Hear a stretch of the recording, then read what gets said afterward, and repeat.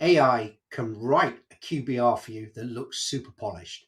It can summarize your account notes. It can pull usage data. It can even flag risks, and it can suggest next steps and actions for you. But here's the uncomfortable bit. A polished customer story is not the same as an accurate customer story. And in customer success, that gap matters, because if the customer feels you've misunderstood them, it doesn't matter how good the slide deck looks. Welcome to Breakthrough SaaS Growth with the Jasons, the podcast where we cut through the noise and share strategies that actually drive customer-led growth. Each week, we bring you straight-talking conversations on adoption, retention, expansion, all things AI, and everything in between. Let's get started. Welcome back to another episode of Breakthrough SaaS Growth with the Jasons. And we're talking about customer success, growth, leadership, AI, and the real-world challenges of B2B SaaS companies. I'm Jason Whitehead, and as always, I'm joined by my co-host, Mr. Noble. Say hello, Jason. Hello, Jason. And this is part 2 of our 3-part series on how AI can set people up to fail. And in part 1, we talked about AI and manufactured credibility and how AI can help people sound more prepared and more informed and more credible than they actually are. And I think the example we talked about was where someone had reached out to us, asking to be a guest on the show. They were. Let's go with credibility trap. And so anyway, in this episode, we're taking the same idea to customer success, because I keep talking with folks and hearing stories about the same thing happening inside customer relationship. So for example, AI can make a CSM look well prepared, and they'll have a great account narrative, and they'll have a QBR deck that looks executive ready, but then the interpretation's wrong. And now they're starting to scale misunderstanding. And I think that's the key point for us. And it applies in a lot of different areas. It can help, AI can help CS and other teams massively. And we're both huge believers in that. We've talked about it a lot. We've had some great guests on about that. But I think if you, as default, treat your AI output as the truth rather than today a starting point, you're in potentially dangerous territory. Because your customers don't judge you on whether what you've done was AI assisted, but what they judge you on is if you understand them, their business. How do we help them? How do we deliver value for them? And that's the real difference. Yeah, absolutely. So Jason, let's start with account narratives. Where do you see the biggest risk here? I think the biggest one is really, I think it's QBRs, EBRs, or customer value reviews, as I prefer to them. And I say that because I know that every CS leader, every CS professional knows the pain. Yep. You've got notes from your CRM, you've got support tickets, you've got usage data, you've got renewal information, you've got notes from meetings, you've got emails, you maybe have course transcripts, you might have health scores. So you've got a lot of data, and it might be very tempting to say AI can help pull all of that together, and AI can help create the account story. And at one level, that's fantastic, because I think no CS professional or anybody really wants to pull all of that data together manually and spend half a day pulling it together. And AI can absolutely help with that.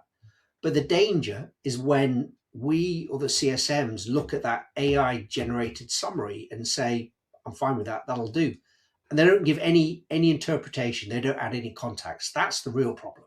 Yeah, I think that's absolutely it. And it gets risky there because, the people can be that quality control check and can say, no, this doesn't smell right. This is not going to fly, where AI really doesn't have that insight in that context. And I think things get risky there because AI can produce something that sounds confident, but it's really missing the reality and missing that context. That context is critical. Your review deck, your information might say usage has declined by 18, 19, 20% over the last period, possibly suggesting disengagement. And that might be true for what the data said, but the real story might be that the customers consolidated teams. They've changed some workflows, they've paused a project, they had some restructure, things have changed in their direction. And this really is where the data point is not wrong, but the interpretation might be, and that's the critical difference. Yeah, absolutely. And it's a really important distinction because, like AI spots patterns and it's predictive and it's an algorithm, but it doesn't always know which patterns matter, and it doesn't always understand the human element, and it definitely doesn't know the politics behind the pattern. And, is this something where this is going to fly with this executive or with this administrator, knowing the politics of what their boss wants or what the executives want to see. That I think such a key point because it can't understand that today, and Yeah. that word politics is so important here, because customer success and how we're delivering services is so full of context that doesn't always neatly sit in the system. The Yeah. business champion we work with might be under pressure. The budget holder's changed. The original sponsor has left. And we've all been there when these key people change. Procurement might now be involved. You might have a new exec who stepped in who wants to prove they're tough on spending or prove their way of working. And this information might not show up clearly in a CRM. It might not show up clearly in a customer success platform, or it might actually be buried somewhere in manual or even data and notes that people have written over a long period, but they're not shared. Yeah, and like conversations that happen that don't make it into the CRM too, and I think this is where that polish can become dangerous because, I'm sure you've seen this. The CSMs prep, they've done their research, they've built their slides, and they roll into the meeting thinking they're prepared. And it looks professional and it looks good. And then they start talking and you can just see in the customer's eyes, like, that's not what's going on here. And then the customer starts to like intervene pretty quickly. And if you have a CSM that's just relying on prepackaged stuff, but doesn't really understand their customer, what's going in, it's going to go off the rails pretty quickly. But I think the key thing is once that happens, and it can happen a lot, trust then takes a real hit. All that effort that's gone in with you doing the sell, building the relationship, suddenly the customers questioning this. And that the customers can then tell that you've turned up with what might be a more generic story, even if the story has their logo on, but it doesn't tell them about what you know about them. Yeah, and we're all inundated by AI every day, and people are starting to smell AI slop. And I think most of them don't mind if you use AI when it's accurate and it's just a faster way and you're able to give them more time as a result of it. But when they look at it and say, "Ooh, something's wrong here," so let's go into that a bit more. When data tells the wrong story, what are some examples where AI can look at the data and draw the wrong conclusions? I think the big one and the classic one is usage. Usage goes down and everybody panics. And I've seen that so many times in many different organizations. The health score turns amber. The CSM or the CS team get a risk alert. The management team asks what's going on. But usage going down doesn't always mean there's a problem. Doesn't mean the customer's not getting valued. It might mean that the products become embedded into a smaller number of key workflows at the customer and is really embedded. Yeah. Might mean fewer people are using the product, but those people that are using it are using it the right way. It might mean they've automated part of the process, or it might mean they've finished one phase of the project and are starting to work or think about another. So you really need to know the customer story before you interpret the data. Absolutely. And the opposite can happen too. Usage can be high and the account can still be at risk. I was reading an article the other day on Reddit and someone was talking about this very issue like it was a new thing. And our good friend and former guest, Adam Joseph, wrote an article years ago about the watermelon customers. Green on the outside, red on the inside kind of thing. So I think you still have to be aware of and have that understanding and context. I think absolutely. You can see all of this. A customer could use the product really heavily. That usage could be there, but that frustration might still be there. They might be trapped operationally. They might be using it because they've got nothing else to do, nothing else to use, rather. They don't know what other workflows can work. They've been told they have to use it. And they might be building a business case that can ultimately replace us. And I think if AI says high usage, low risk, that might be a very, very dangerous assumption and the wrong one to make. Absolutely. Another example that comes up is support tickets. And I've seen this before too, where people are like, oh, our support tickets have spiked and we're getting ready for a QBR and they're going to be all upset about these issues and blah, blah, blah, and it's dissatisfaction. But sometimes it actually means deeper adoption. Yeah. I think absolutely. And it's almost the opposite. I mean, for me, if there are no support tickets, that alarm bells start ringing. There's nobody pushing the boundaries of the product. There's nobody asking the right questions, needing help. And I think when a customer goes live with a new system, with a new team, when they've launched a new use case, they're using it for their own new customers, or they've started using the functionality in a lot more of an advanced way, you expect support tickets to go up. And as I said, that's not necessarily bad. I think it can mean that they're leaning in.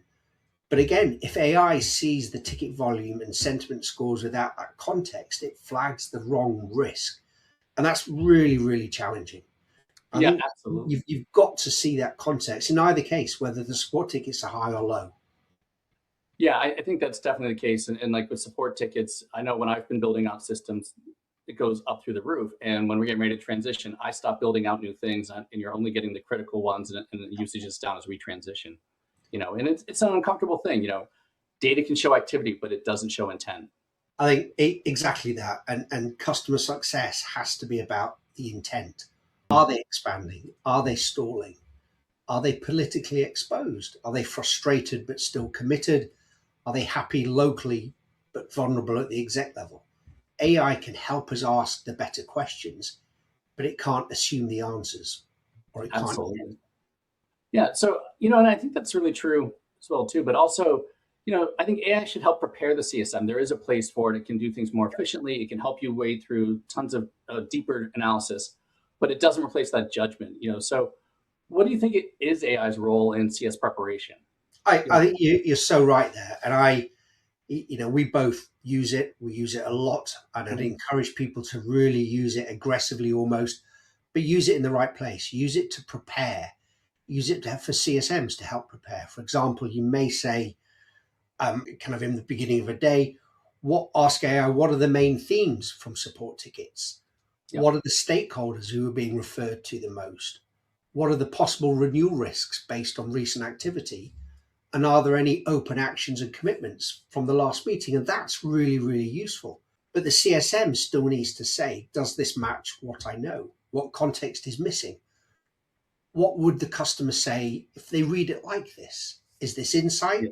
Or is it just a nicely worded summary? And that context, again, super, super, super critical. Yeah, and I think that last one's really important because people do want some insight, especially if you're showing up to a QBR meeting, you need to be bringing new value. You can't just remind them of what they already know. It can't just be a summary.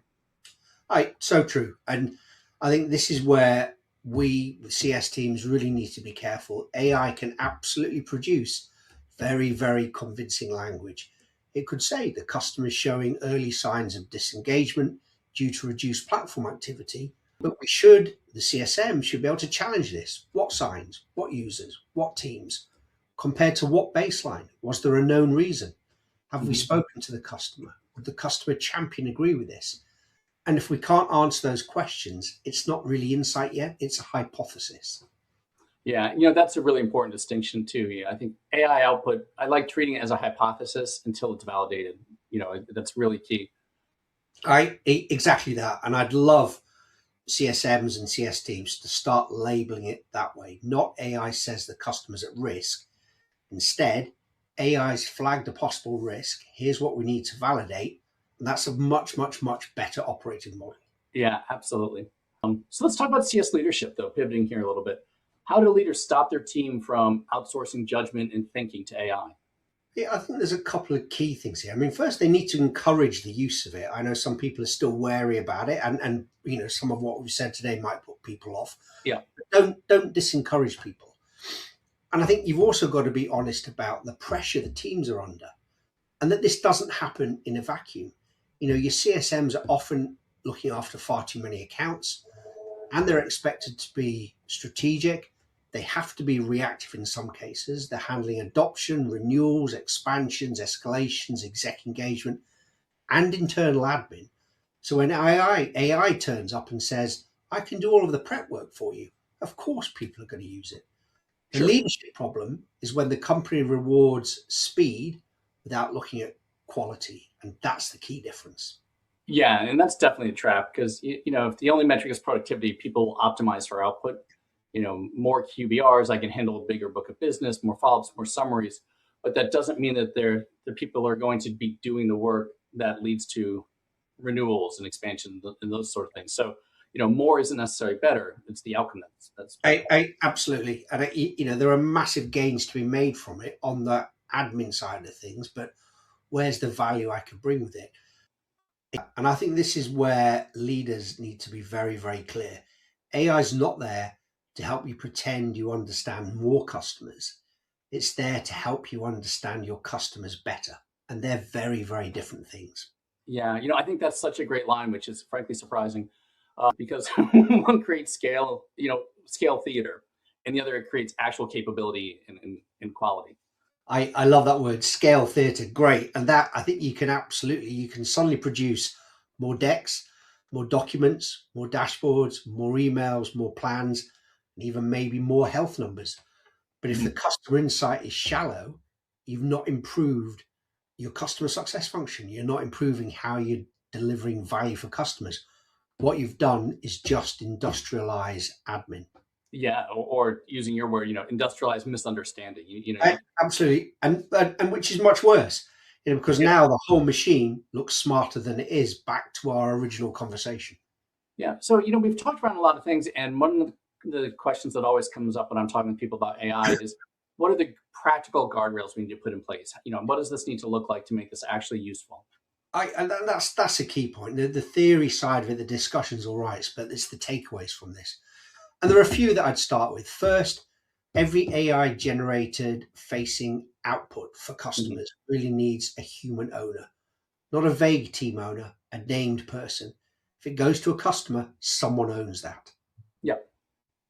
Yeah, and I think that's accountability. That's It, really, it really good. absolutely is. I think Yeah. that accountability is very, very well. We talked about that before. Who's accountable for the decisions? I think, secondly, separate facts from interpretation.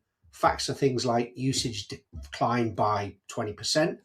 There were Mhm. 25 open support tickets. Interpretation is the customer's disengaged, the customer's at risk, the customer's ready for expansion. AI can help with both, but we still need humans, us, to interpret that and validate the interpretation. Yep, absolutely. That reminds me of our friend Christy Feltroso, who was on the show a couple of times. In one of her posts in comments, she said when she used to say "I think" or "I feel," people would shut down, but when she would say "the data suggests" and then give a Absolutely. data-based reason, people would get on board. So I think that's a really useful distinction. What's your third? You mentioned five. Yeah, I did. And I think third, so really what context is missing? That's really important. So before Yeah. a review meeting, before a renewal meeting, before an exec update goes out, the CSM should really say, what does the data not know? Because the Mhm. data might not know there's a reorganization. The data might not know there's a new champion or that procurement's involved. And the Right. data might not know the customer's using a workaround. So that part of it, again, is really key. Yeah, and that changes a lot of conversations. Knowing coming back the politics, the dynamics, the unwritten rules of what's going on, and just knowing the personalities. Completely. And I think what we don't want to do is let AI invent customer intent. And this is a really big one. AI Yeah, can say behavior suggests a possible issue, but it shouldn't state the customer's motivation unless there's evidence. So definitely. avoid things like the customer's not seeing value. Maybe they're not, but maybe they're seeing value and dealing with internal constraints. So instead, say something like, there are signs we should validate value perception with the customer. Much safer, means something a lot more, and it shows that we've thought about it. Yeah, and it's more professional sounding. So I what's the think last it one? is as well. I think the last thing, as we said five, the fifth one is really to train your team, your CSMs, to challenge AI output, not just be good at prompt writing. Right. That's where a lot of companies right now are getting this wrong. They train people to get better answers from AI, but they Mhm. also need to train people to spot the bad answers because the dangerous ones won't always look bad. They'll just look really polished, as we've seen. Absolutely. And over the years, especially as I've had more experience and been in more client situations, get pretty good at calling bullshit early and often and saying that's not going to fly. And I think a lot of CSMs, especially ones early in their career, either struggle with having the knowledge they need to do that or the confidence to do that. But let's pivot away because I think those are some good rules. What does good look like? If how do we know AI is being used in customer success, and how can leaders recognize like, yeah, we're doing a great job here? I think it's really simple. And our CSMs then are going to spend less time gathering information and more time thinking, less time Mm. formatting slides, formatting decks, formatting documents, and more time preparing for the conversation based on what they know. And less time digging through old notes and deciding what matters, and more time on Right. that. And I think AI is going to give the CSMs a much better, much improved starting point. It should make them sharper, more prepared for conversations, and it help them walk into meetings with better questions, much better questions. And I think that is so important, because customers, they don't need their CSM to know everything, but, they do need them to know enough and to understand the customer well enough to ask the intelligent questions. And, one of the things I've said for years is part of a CSM's role is to get the customer to take action they wouldn't take on their own or wouldn't know to take on their own. And one of the best ways to do that is through effective questions. And I think customers or CSMs should be able to focus on that. Absolutely. And that's such an important skill to learn, and you have to learn it. Yeah. So you might see a good AI assisted CSM saying, we've seen usage change in these 3 areas. We have a couple of ideas and hypotheses as to why, but we want to validate those with you to see what's really happening. That's credible. That shows preparation. It shows humility, and it shows curiosity. It doesn't just pretend the data's telling the whole story. Yeah, and I think that probably builds more trust than coming in with, a big, bold idea and declarative facts than that maybe to the wrong conclusion. And I really love what you said about humility, because I've seen a lot of projects where, the consultant will come in, thinking a lot of themselves, and their arrogance will shut down a client. Like, you don't know us at all. And then everything's on a defensive foot. I think every time, we see that so often. It's the same. Customers don't mind you saying, here's what we're seeing, help us understand the context, but they do mind you saying, here's what happened, here's what's happening in your business when you're wrong. That's where trust erodes, like we said. Yeah, absolutely. So I think the big takeaway from all this, especially in this episode, is that AI can be hugely valuable in customer success, but it shouldn't be a shortcut around understanding. Completely. AI can help us with the preparation. It can help with the summaries. It can help with pattern recognition, which we didn't talk about, but that's important. But AI doesn't own the relationship. And that you still need the humans to own that relationship. And even that, you could talk about owning a relationship, but it's still something the human does. And if the AI generated story is wrong, the customer won't blame the AI model. They'll blame you. Yeah, absolutely. Which, brings us back to credibility. And in part 1, we talked about like the guy who approached us to be a guest, and AI created this manufactured credibility during the outreach. And here we've talked about, CS can have polished misunderstanding, and I think a customer narrative that sounds smart but misses the truth is a real challenge. I think it's so true. And this again, this is a 3-parter. Great conversation today, Jace. Really insightful. And I think in part 3, we'll take this into sales, marketing, and service. Because when AI helps companies scale communication, claims, and customer interaction, the risk also scales. And if the underlying promise is wrong, AI doesn't fix that. It spreads it faster. So we'll dive into that on the final part of this. Awesome. So here's our breakthrough question for this episode. Where are you using AI and CS today to create summaries, QBRs, health scores, or account recommendations? And before that output reaches a customer or an internal decision maker, what human validation steps need to happen? I think that's such a key one there. And look, big thank you to listening, everybody. As you said, this is part 2 of a 3-part series on how AI can set people up to fail. And if you enjoyed this episode, please follow us, please subscribe.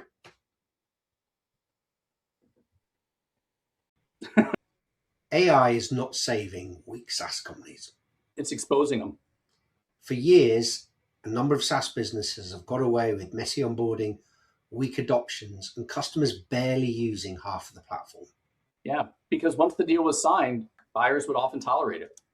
But not anymore. Those days have changed. AI has changed expectations completely.